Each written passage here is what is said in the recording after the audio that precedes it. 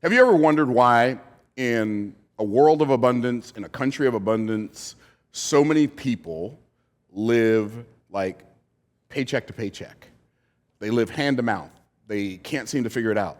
And I was talking to the folks here this morning and I said, I don't know if you ever thought about it, but why are so many people in a country where so much wealth has been created over the last several centuries and even more over the last couple of decades? Yeah, inflation is real, and inflation has devalued the dollar and made it worth like 98% less than it was worth 40 years ago. I get that. But still, there's still a lot of abundance in the world.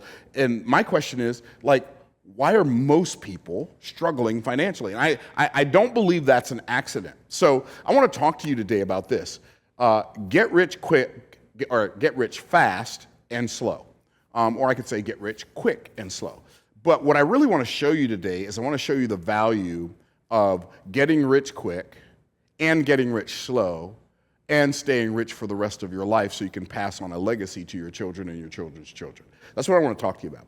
So it's very, very important that you understand that if you're going to get rich, the first thing you have to do is you have to get rich quickly. Now, I'm not talking about, okay, all you got to do is buy my secret money printing software and push a button and go to bed and you wake up richer. That's not what I'm talking about. But I'm just talking about when I say get rich quick, I'm talking about in your lifetime, right? And all of us have learned to get rich quicker than we used to when we first started working. I don't know how long you've been working, but I've been working since I was 14. So I just turned 62 2 days ago, or 3 days ago, whatever it was, on Sunday. I just turned 62. I started working when I was 14. 62 minus 14 is like 48. So I've been working for 48 years. Most of that 48 years, for the majority of that 48-year working life of mine, I was broke. I remember how much money I made when I got my first job. And I remember my motivation when I got the job and how it changed after I got the job. So I remember asking my mom to buy me some Converse All-Stars. And I can remember her answer as clearly as a window pane. And she said, "If you think I'm buying you some $13 sneakers, you are out your mind." I thought to myself, well, then I'll get a job and buy my own $13 sneakers. Now, I know some of y'all can't even wrap your mind around the fact that $13 was a lot of money for sneakers. I was a full-grown man, like with a family, before I ever bought a pair of sneakers that cost like $80, right? And so it shifted, right? But I remember how much money I made when I got my first job. My first job, the first job I ever got, I made a big old whopping $1.55 an hour. That was minimum wage when I started working at 14. I made $1.55 an hour. And I remember I wanted to have my own money. Now, one of the things that my parents did for us that I thought they were doing to us when I was a child, one of the things my parents did for us was they made us, when we started working, they made us contribute to the expenses of the household. Now, I never did that with my children because I didn't like the fact that my parents did it with me, right? I'm just keeping it real. But you have to understand that my parents doing that quote to me, they also did it for me because they helped me realize at an early age that life cost money, right? Now, I didn't do that for my children, but the fact that I didn't do it for them means I also did it to them because I didn't teach them at an early age that, in order to have money, you got to go, in order to have nice things, you got to go work for your own money to have them. So I didn't give my children money. I gave them opportunities to work, but I didn't make them pay bills. I didn't make them pay my bills. I felt like that was my responsibility, right? And so everybody has a different paradigm. Just understand that regardless of how your parents did it or how you do it as a parent, that equation has two sides. And everything that you do for somebody, you're also doing something to them, and everything you do to somebody, you're doing something for them. So we have to just learn how to focus on the aspect of the thing that empowers us instead of the thing that makes us angry and bitter and irritated and frustrated and mad at the world, right? So we just have to learn how to focus on the other side. And so I made $1.55 an hour. Now, there's no universe. In fact, if you're watching this right now on YouTube, or you're watching on Zoom, or you're in this room, wherever you are watching this right now, I want you to take a piece of paper, or on the Zoom or on YouTube, just type in the chat, how much did you make at your first job? How much did you make at your very first job, if you can remember, or one of your first jobs? I remember my first job, how much I made my first job working. This is my first job working. This is my first job ever. I remember my first job as a married man, the first job that I ever got after I got married. So I got married when I was 25, and I didn't have a job for 2 years. I just basically bought old cars, fixed them up, and sold them.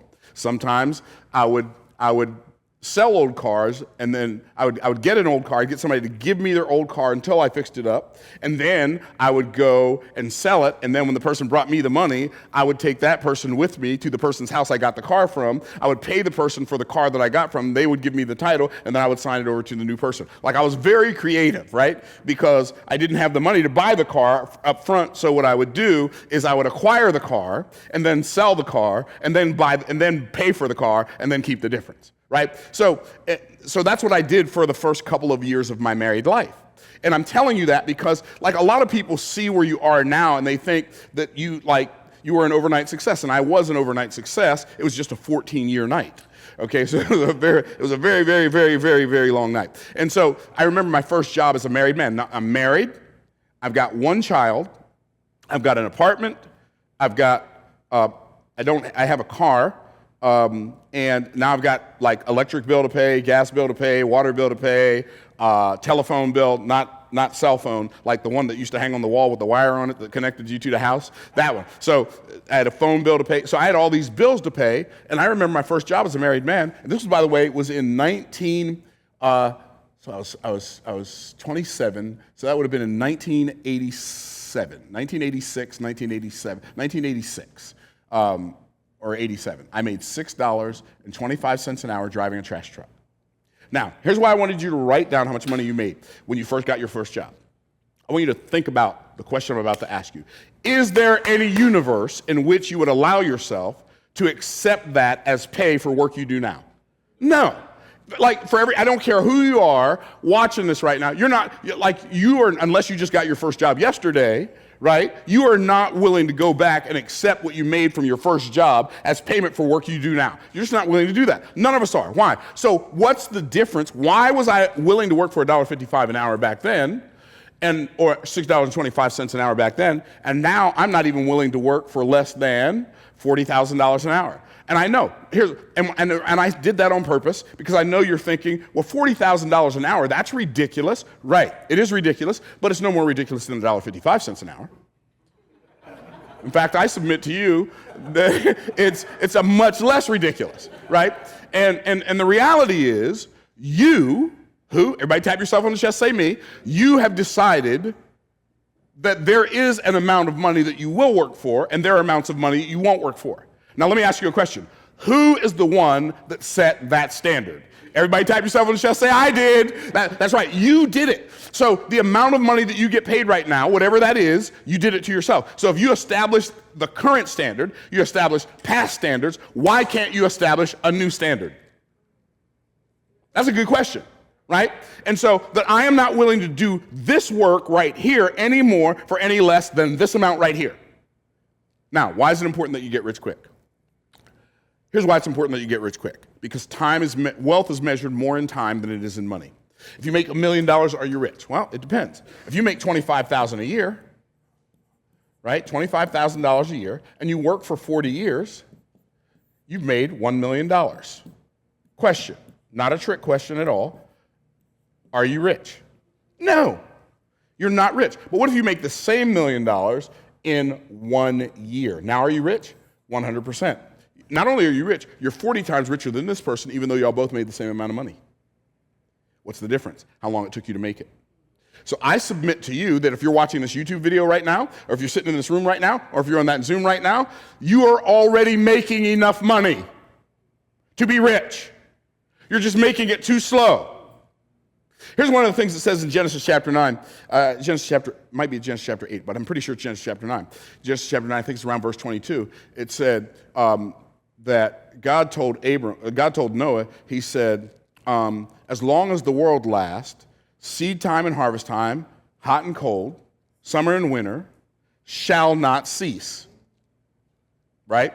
God said, I will no more curse the ground for man's sake. I believe that when God said, I will no more curse the ground for man's sake, now if you go back and you study Genesis chapter 1 through 9, what you'll see, like people say, well, the earth is cursed. There's a curse upon the earth, and that's why work is hard. Well, I disagree with that belief, because God did put a curse on the earth. And God said, by the sweat of your face you shall eat bread. God put that curse on the earth in Genesis chapter 3. But the curse was so devastating, I believe, based on what it says in Genesis chapter 9, in verse number 22-ish, that I just quoted to you, that when the curse was on the earth, not only did it bring forth thorns and thistles, but there was no stability of seasons.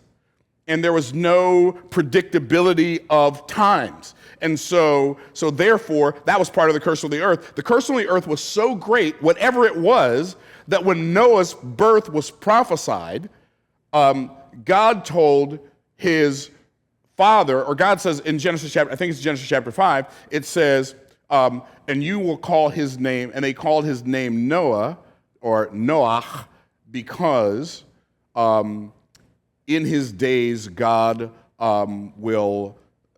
his name shall be called Noah, because we'll find rest from the earth which God has cursed, or something like that. Go read Genesis chapter 5. And so, fascinatingly enough, the fact that people believe that work is supposed to be, that because you believe that the earth is cursed, and I don't believe it's cursed anymore, because I believe that God removed the curse that he put on the earth in Genesis chapter 3. I think Christ died to remove the curse of sin. If we trust in him, so I don't believe that work is nearly as hard today as it was before Genesis chapter 9. Now, I can't prove that, but I do believe it. If you go read those verses, you'll see exactly what I'm talking about. You may agree or disagree. That's fine. So, but here's the point. The point is $25,000 a year over 40 years is $1 million. $1 million a year is $1 million. Well, what if you make $1 million a month? Now are you rich? Well, yeah, now you're rich. How rich are you? You're 12 times richer than this person. You're 480 times richer than that person. So you can see clearly that wealth is measured more in time than it is in money. And see one of the reasons so many people are broke is because we've been duped into believing that time is money. And so we see time and money as equals, and time and money are not equals. And in fact, we think when we say time is money, because our cognitive awareness doesn't hold truth for very long. We remember the last thing we said, time is money. And so what we actually end up doing is we actually end up valuing money more than we value time. Most people value money more than they value time, but if they slowed down long enough to think about it, they would value time more than they value money, right? Because I could say to you, I'll tell you what I'll do. I'll write anybody in here $1 million check. Who wants one? Who wants $1 million check? Everybody, right? But there's one stipulation. You have to end your life today. Now who wants it? Nobody wants it. Right? Why? Because you already intuitively and intrinsically value time more than you value money, even though you don't know how much time you have left. However much time I got left, I value it more than I value $1 million. How many of y'all tracking? And so what we have to do is we have to operate. So when we have to operate from that perspective. So we intuitively and intrinsically know that time is more valuable than money. But we don't operate like that. We operate like we believe that money is more valuable than time. And that's why poor people are poor. One of the main reasons, because they sell a whole bunch of their time for a little bit of somebody else's money. And by the time they get some time for themselves, when they come home at night, they don't have enough mental bandwidth or physical energy left to go and operate in their creative space. And so now you've used up all your energy building somebody else's dream, and you don't have any time, effort, energy left to build your own dream. And they're not paying you enough money to build your own dream, right? So now you're like stuck. But not only when we value money more than we value time, do we sell a whole bunch of our time for a little bit of somebody else's money, but the next thing we do is we waste a whole bunch of time trying to save a little bit of money. Now that doesn't make any sense. I'm going to give you a piece of advice that will make you rich. It'll contribute to your wealth. It won't make you rich. It'll contribute to your wealth. Y'all ready? Stop going to Walmart.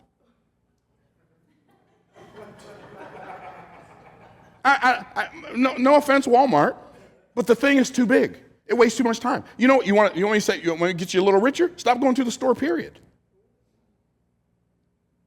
It's such a huge waste of time, right? See, I promise you, one of the reasons people who are richer than you is because they value time more than you do. It'll change your life. It'll change your life when you stop wasting time to save money. So what we got to do is we got to get to the place in our lives where instead of wasting time to save money, we invest our time to multiply money. But better than that, we use our money to get time back instead of using time to get money back.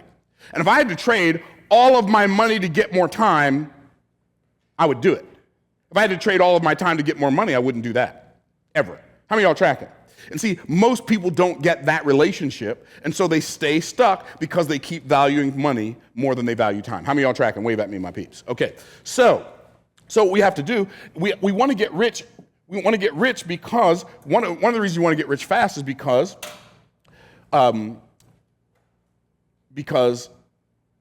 time is more valuable than money.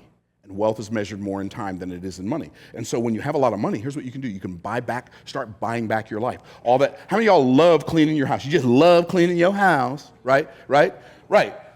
Pay somebody to do that. I just love cutting the grass. It's so therapeutic. The reason you think it's therapeutic is because you've never sat inside in the air conditioner drinking a tall glass of water, watching somebody else cut it. Now that's therapeutic. Buy back your time. I pay somebody to clean the pool. I pay somebody to fix the car. Yes, I could fix the car. Yes, I could figure out how to clean the pool. Yes, I could cut the grass. But why would I do that when I can instead operate at the higher two levels of value, communication and imagination, and let somebody else do that implementation work? It's in Genesis chapter 1, y'all. Okay, so I gotta go fast. So here's the other reason. You want to get rich fast because people ask me all the time. They say, Myron, if you could give some advice to your if your 62-year-old self. They used to say 61 because I just turned 62. Nobody's asked me that yet since Sunday. But back when I was 61, people used to say, if you could go back and give some advice to your 18-year-old self, what would that advice be? I said, oh, that's easy. You are going to get rich. Do it fast.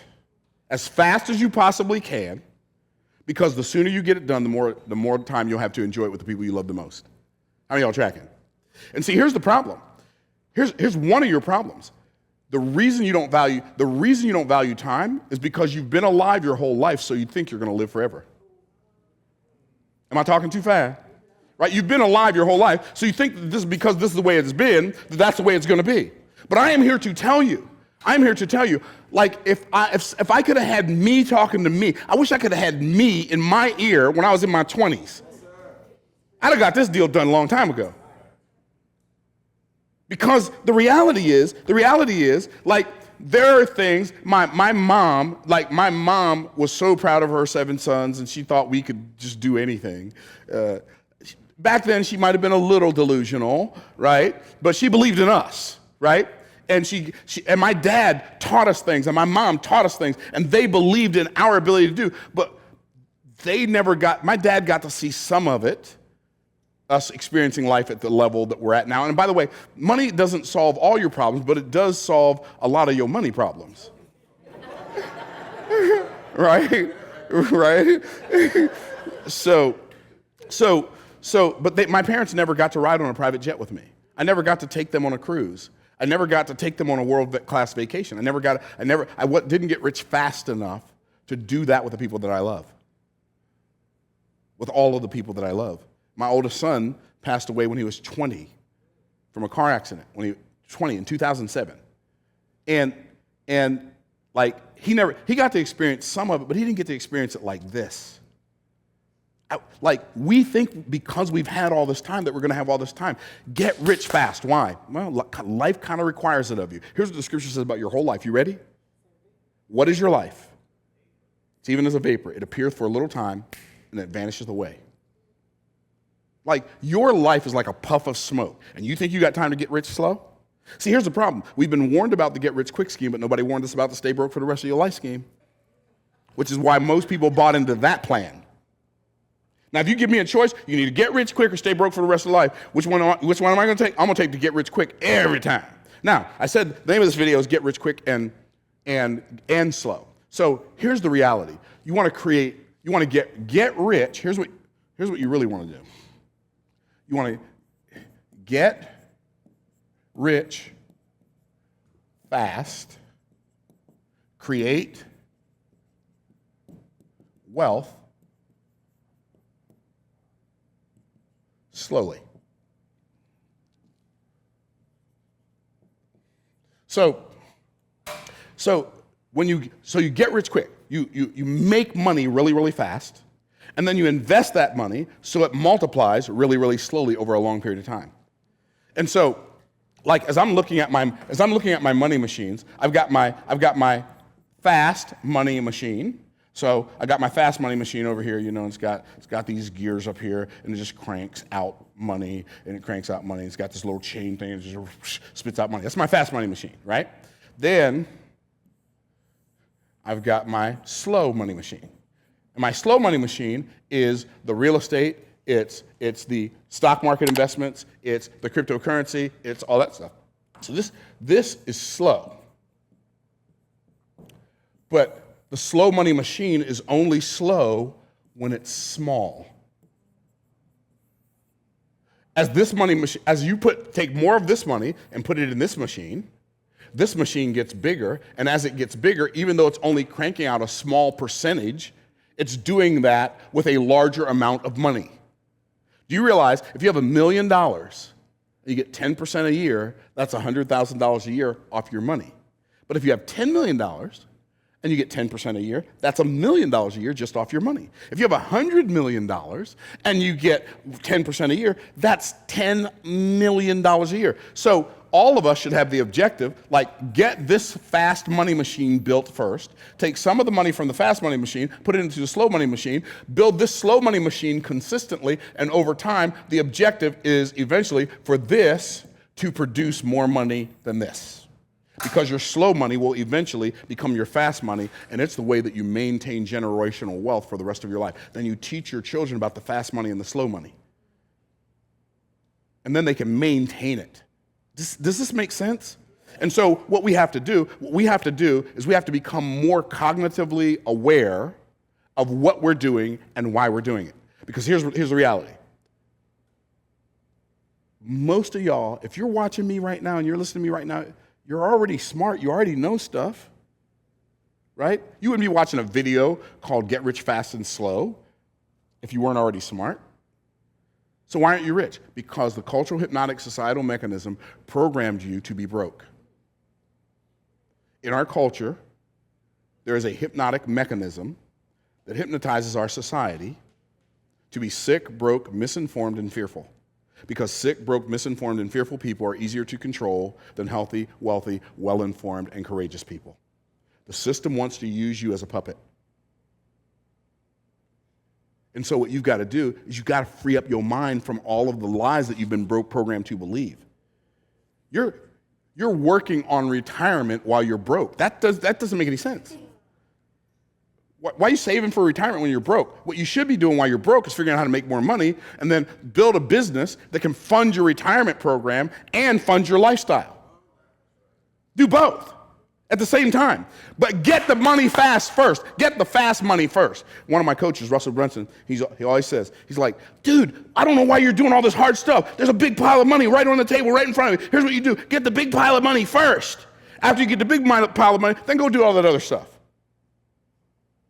I'm like, that makes so much sense. But almost nobody does it. So get rich quick, get rich slow, get rich fast, create wealth slowly, and then sustain it for generations by teaching your children these principles. It'll change your life for the rest of your life. And that's why it's important that you both get rich quick and you get rich slow. Like, let's start a movement. Let's start a movement where people are activating their awareness so they can go out into life and like take charge and live large and make your life on this planet count for something.